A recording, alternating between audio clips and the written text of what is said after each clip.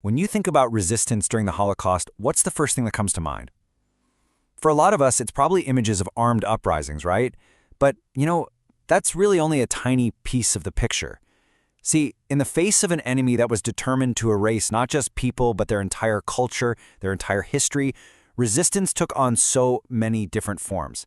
And that's what we're going to explore today, a much more complex and I think profound picture of courage. Just let those words sink in for a second. They were written by Gestade Dranger, a Jewish resistance fighter in the Krakow ghetto.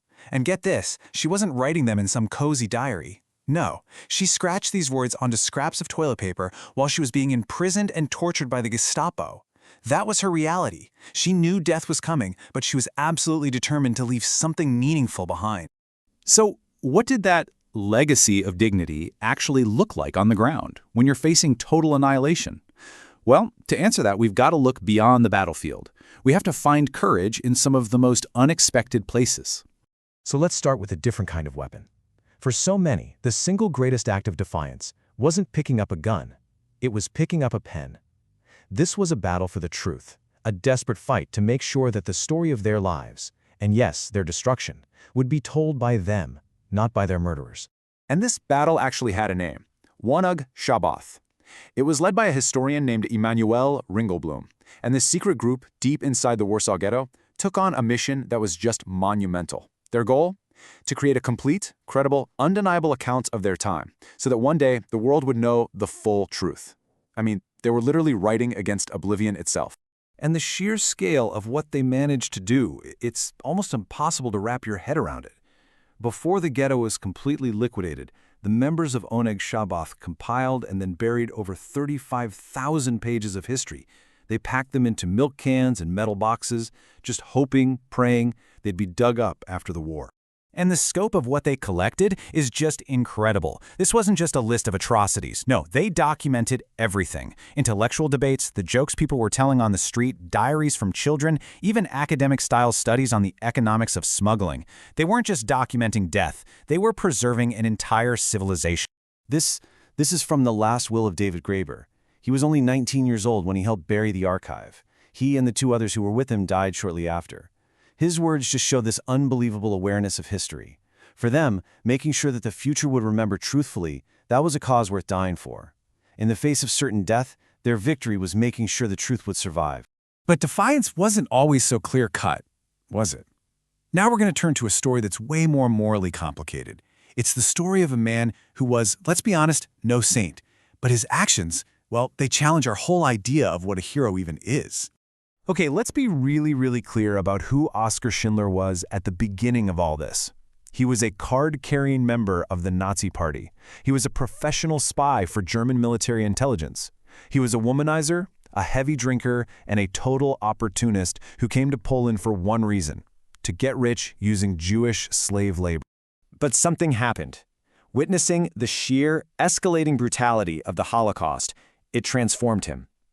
The same man who seized Jewish businesses started using his factory to shelter his workers. He bribed officials, he forged documents, and eventually he moved over 1,100 Jews to the safety of a new factory. By the end of the war, the guy who showed up to make a profit had spent his entire fortune to save the lives of nearly 1,200 people. In his own words, Schindler admits it. His first motivation was just pure greed. He wasn't driven by some grand, righteous ideology. His transformation was personal. It was sparked by the simple but profound act of seeing the humanity in the very people he was exploiting. Now, you'd think a man who saved 1,200 people would be celebrated as an undisputed hero, right? Well, not exactly. After the war, Schindler's legacy became the subject of a really bitter and intense debate, even among the very people whose job it was to honor rescuers. And this slide really breaks down just how intense that conflict was.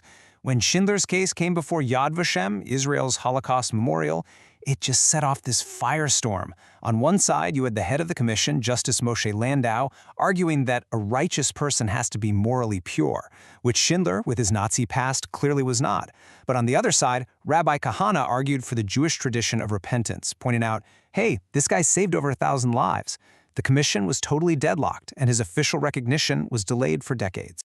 So, what do we do with these two profoundly different stories? You've got the principled historian fighting to document the truth, and then you've got the flawed industrialist manipulating the very system that created him. I think, together, they force us to come up with a broader, more inclusive definition of what courage can actually be. On one side, you have Emanuel Ringelblum. His weapon was the pen, and he was fighting to save the memory of an entire people. On the other side, you have Oskar Schindler. His weapon was a list, and he was fighting to save the lives of individuals.